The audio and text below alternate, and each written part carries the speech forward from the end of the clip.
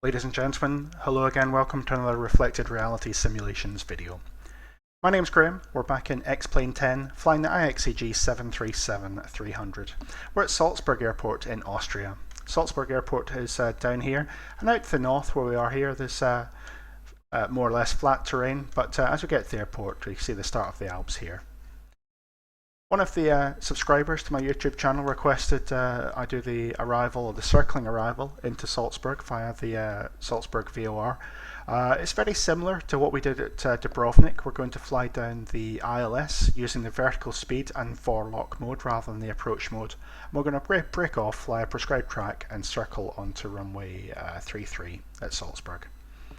The aircraft's more or less set up for the arrival already, so I'll just take you through the basics in the flight deck. What we've got, you see it's already captured forelock at the moment, it's set up there. Speed wise we're doing 180 knots, we're flat 5 at the moment. On the pages here, have a look at the performance first of all.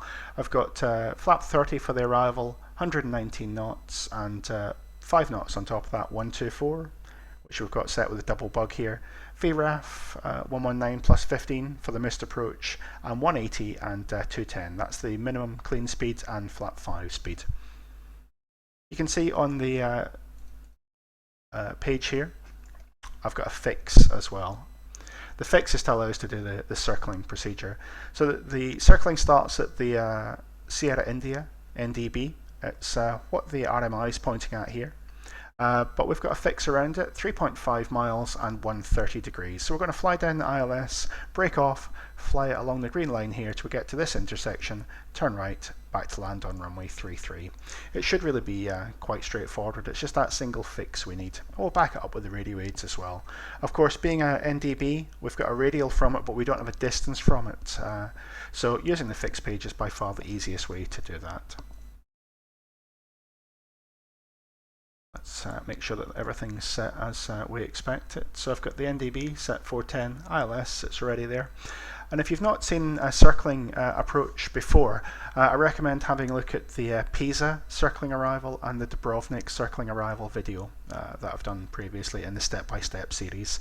The key thing being we're going to follow the glide slope using the vertical speed mode. I go into some reasons in those other videos, but quite simply, by using vertical speed, it lets me break off the ILS using the heading and keep the autopilot in. Beyond that, we're going to circle at 2,600 feet or so, 2,550, fly outbound, and then turn around to land. Hopefully it should be quite straightforward. So we'll take the pause off just now. And because we're on the VOR, I can pre-arm the circling. Because we've got alt hold indicated on the FMAs, I can set the circling altitude of 2,600 feet. I want to start slowing down as well, so I'll go to flaps 15, gear down, and speed 150. Because I'm going to be using vertical speeds, I'll get the speed right back just to make it a little bit simple, a little bit easier to do.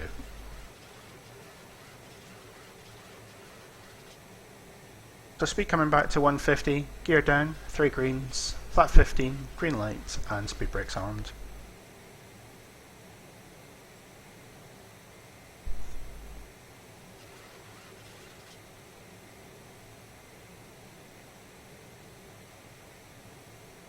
So the aircraft is doing its best to capture the localizer here. It's fine, I'm not worried about it just now. We're going to circle anyway. And remember, with the speed being back at 150, my ground speed is going to be 160, so that's about 800, 850 to 900 feet per minute we need vertical speed.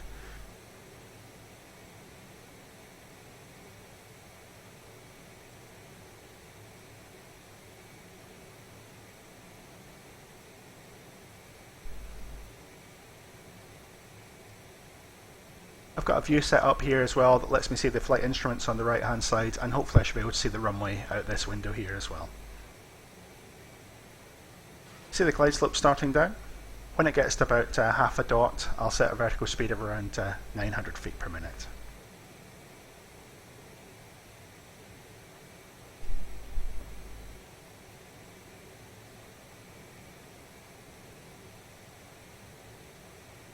It's tracking the localizer quite nicely. setting 900 or so.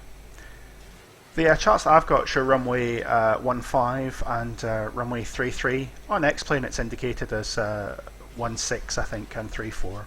And you can see the ILS path is just a little bit off here. But it's no problem. We'll just do the very best we can. So making sure the aircraft's following the glide slope. If we get a little bit high, it's not the end of the world. What I don't want to do is have excessive rates to try and capture it. But it looks not bad at the moment.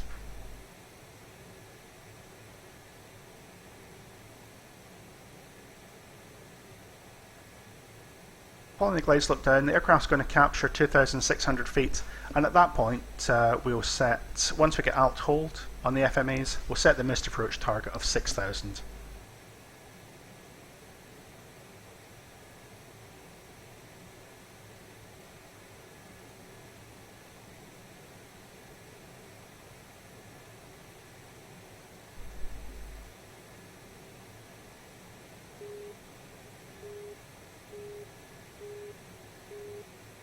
Obviously, being circling, we're going to fly level towards the airfield for quite a little bit before we break off. If you're doing a conventional circling arrival, you'd break off 45 degrees, like we do in the Pisa video. But you see there's some terrain close in that means that's not really an option at Salzburg, so we're going to do this prescribed track instead. I'll put a link to the charts in the video description. So we've got Alt Acquire, that's fine. Once it says Alt Hold, I can reset the altitude window. There you go, Alt Hold. So I'll set 6,000 feet.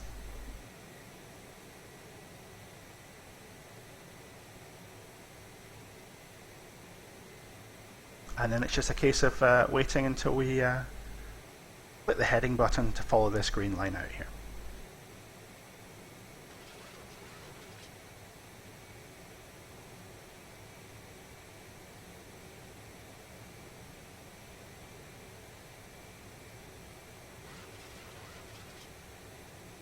These visual maneuvers are amongst the hardest to do in the sim because you don't have the same spatial awareness as you'd have in the real aircraft. So it's really quite difficult to get everything to line up on this.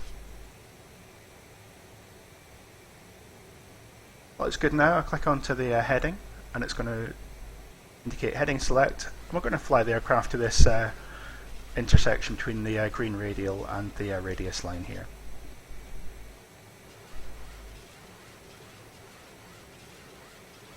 And you see the tail of the needles coming around. It's 130 from the NDB as well. You see the marker on here as well. Maybe just a couple of degrees to the right to refine that.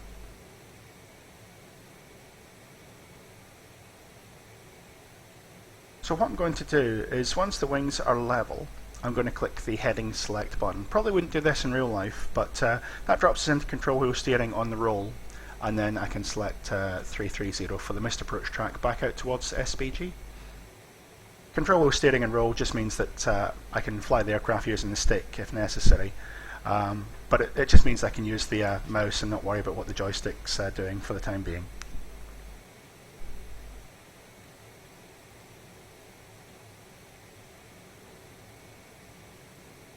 You can see the raw data, it's indicating about 130, which is fine. Back to the left a little bit. Okay, so final approach speed, I'll take flaps 30 and speed down to final approach. Flight directors off, autopilot off, and auto thrust.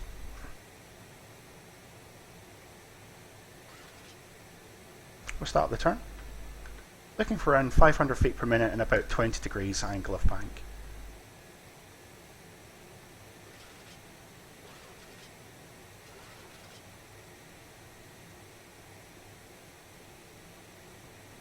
We'll fly in this view for the time being. It's a lot easier if you don't mess around with the views and you have a good visual indication as well.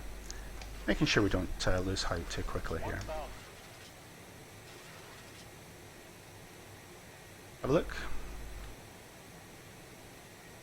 See these pylons are really quite brightly illuminated at the moment. It's a good marker for the approach. If we go outside the pylons, we've probably gone just a little bit too far. Keep the turn coming. And keep coming down. There's the runway. Should be okay at the moment. Make sure we don't sink too much.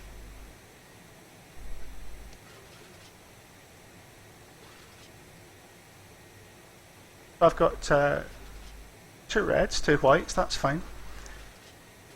And as I mentioned, in real life, judging the turn on is a little bit easier than it is in the sim, because you don't have the same view restrictions. But to be honest, as long as we're on the vertical profile, everything's fine, and we don't go into the opposite side of the runway, which is where the terrain starts to become an issue. But it's looking good.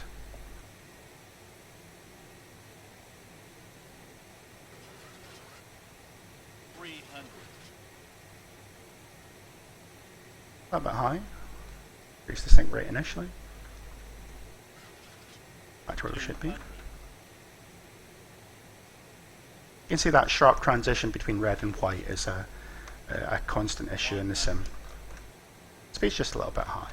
50, 40, 30, 20, 10.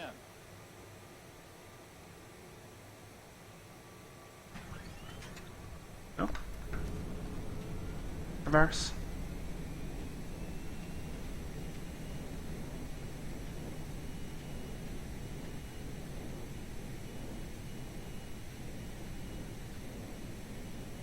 And back to forward idle.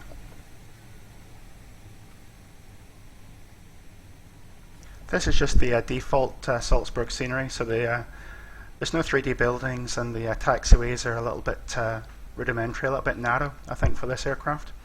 That being said, we'll just come to a stop on the runway. I'll set the parking brake, disarm the spoilers, we'll take a look outside. You can see the terrain here that makes Salzburg especially interesting to operate into. So just to summarise what happened in that video, we flew down the ILS for runway 15 initially, remembering not to use the approach mode. We use forelock and follow the glide slope using vertical speed.